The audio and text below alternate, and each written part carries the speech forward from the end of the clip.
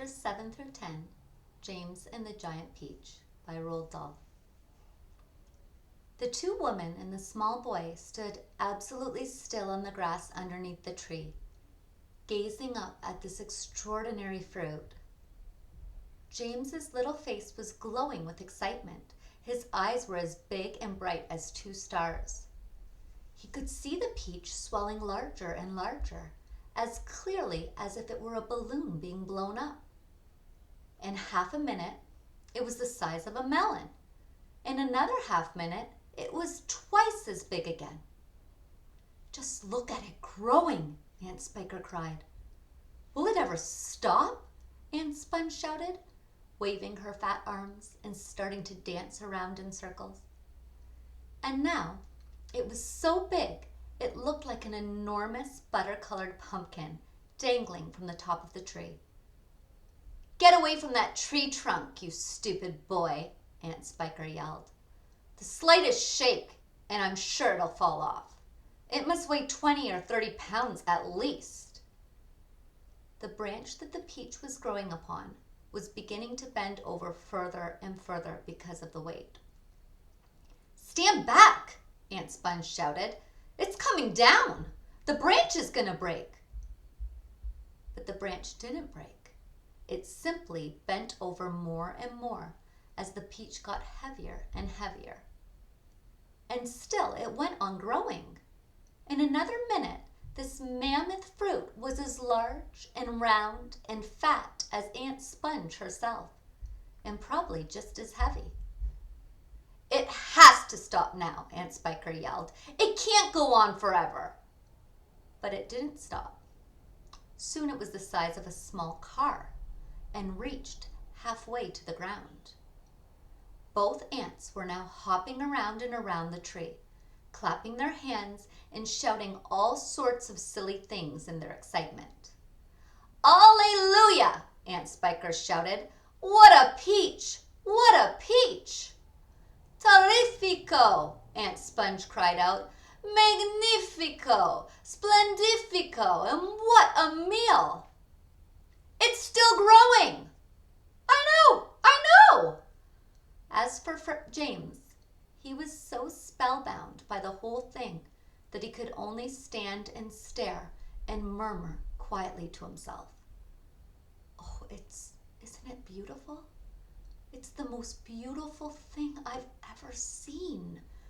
"Shut up, you little twerp," Aunt Spiker snapped, happening to overhear him. "It's none of your business."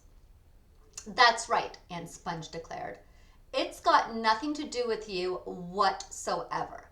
Keep out of it." "Look!" Aunt Spiker shouted. "It's growing faster than ever now. It's speeding up." "I see it, Spiker. I do. Bigger and bigger grew the peach. Bigger and bigger and bigger. Then, at last, when it had become nearly as tall as the tree that it was growing on, as tall and wide, in fact, as a small house, the bottom part of it gently touched the ground, and there it rested. "It can't fall off now," Aunt Sponge shouted. "It's stopped growing," Aunt Spiker cried. "No, it hasn't." "Yes, it has." "It's slowing down, Spiker. It's slowing down. But it hasn't stopped yet. You watch it." There was a pause. "It has now." "I believe you're right." "Do you think it's safe to touch it?" "I don't know. We'd better be careful." Aunt Sponge and Aunt Spiker began walking slowly around the peach, inspecting it very cautiously from all the sides. They were like a couple of hunters who had just shot an elephant and were not quite sure whether it was dead or alive. And the massive round fruit towered over them so high that they looked like midgets from another world beside it.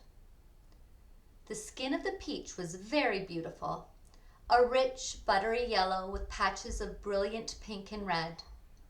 Aunt Sponge advanced cautiously and touched it with the tip of one finger. "It's ripe," she cried. "It's just perfect. Now, see here, Spiker. Why don't we go and get us a shovel right away and dig out a great big hunk of it for you and me to eat?"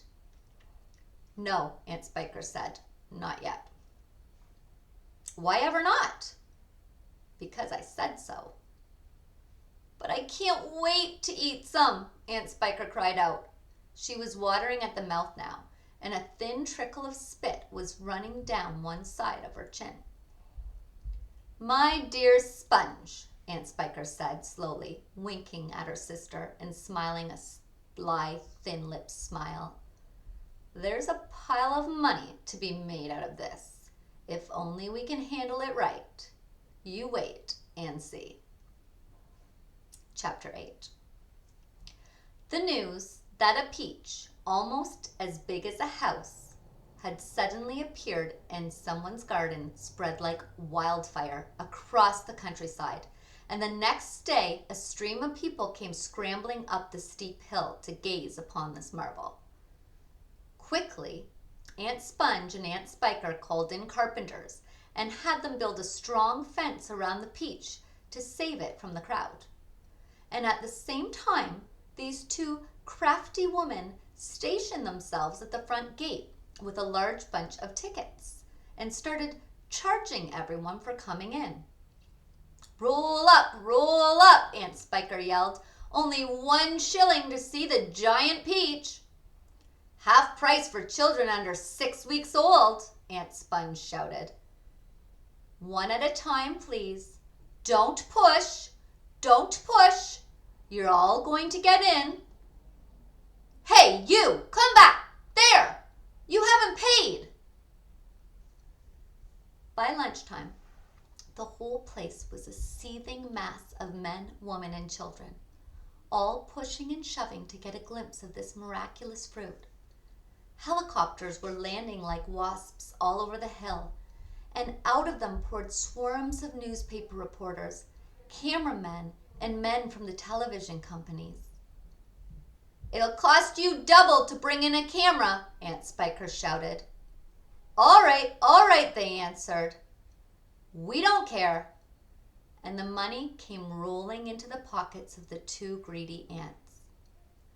But while all this excitement was going on outside, poor James was forced to stay locked in his bedroom, peeping through the bars of his window at the crowds below.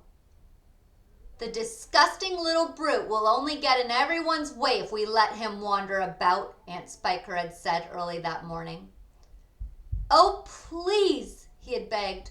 "I haven't met other children for years and years, and there are going to be lots of them down there for me to play with. And perhaps I could help you with the tickets." "Cut it out," Aunt Sponge had snapped.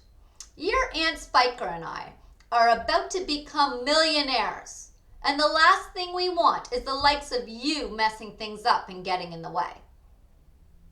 Later, when the evening of the first day came and the people had all gone home, the aunts unlocked James' door and ordered him to go outside and pick up all the banana skins and orange peel and bits of paper that the crowd had left behind. "Could I please have something to eat first?" he asked. "I haven't had a thing all day." "No," they shouted, kicking him out the door. "We're too busy to make food. We are counting our money." "But it's dark," cried James. "Get out," they yelled, "and stay out until you've cleaned up that mess." The door slammed.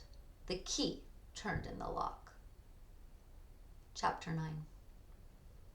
Hungry and trembling, James stood alone out in the open, wondering what to do. The night was all around him now, and high overhead a wild white moon was riding in the sky. There was not a sound, not a movement anywhere. Most people, and especially small children, are often quite scared of being out of doors alone in the moonlight. Everything is so deadly quiet, and the shadows are so long and black, and they keep turning into strange shapes that seem to move as you look at them, and the slightest little snap of a twig makes you jump. James felt exactly like that now. He stared straight ahead with large, frightened eyes, hardly daring to breathe. Not far away, in the middle of the garden, he could see the giant peach towering over everything else. Surely it was even bigger tonight than ever before. And what a dazzling sight it was. The moonlight was shining and glinting on its great curving sides, turning them to crystal and silver. It looked like a tremendous silver ball lying there in the grass, silent, mysterious, and wonderful. And then, all at once, little shivers of excitement started running over the skin on James's back. Something else, he told himself. Something stranger than ever this time is about to happen to me again, soon. He was sure of it. He could feel it coming. He looked around him, wondering what on earth it was going to be. The garden lay soft and silver in the moonlight. The grass was wet with dew, and a million dewdrops were sparkling and twinkling like diamonds around his feet. And now, suddenly, the whole place, the whole garden seemed to be alive with magic. Almost without knowing what he was doing, as though drawn by some powerful magnet, James Henry Trotter started walking slowly towards the giant peach. He climbed over the fence that surrounded it and stood directly beneath it, staring up at its great bulging sides. He put out a hand and touched it gently with the tip of one finger. It felt soft and warm and slightly furry, like the skin of a baby mouse. He moved a step closer and rubbed his cheek lightly against the soft skin. And then suddenly, while he was doing this, he happened to notice that right beside him and below him, close to the ground, there was a hole in the side of the peach. Chapter 10. It was quite a large hole, the sort of thing an animal about the size of a fox might have made. James knelt down in front of it and poked his head and shoulders inside.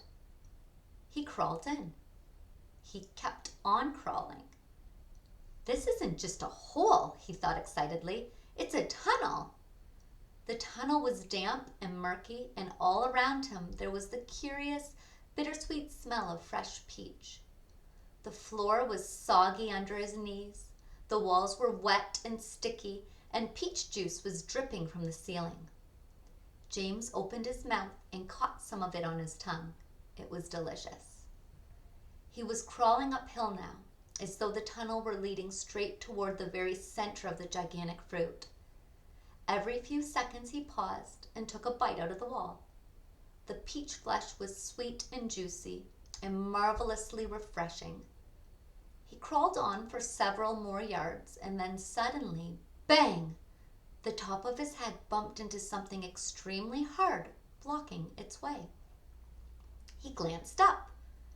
In front of him there was a solid wall that seemed at first as though it were made of wood. He touched it with his fingers. It certainly felt like wood, except that it was very jagged and full of deep grooves. "Good heavens," he said. "I know what this is. I've come to the stone in the middle of the peach." Then he noticed that there was a small door cut into the face of the peach stone. He gave a push. It swung open. He crawled through it, and before he had time to glance up and see where he was, he heard a voice saying, "Look who's here!" And another one said, "We've been waiting for you." James stopped and stared at the speakers, his face white with horror. He started to stand up, but his knees were shaking so much he had to sit down again on the floor.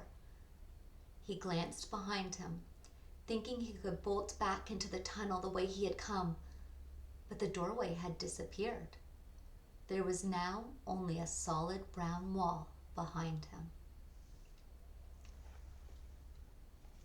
So, for your assignment today, I would like you to make a prediction.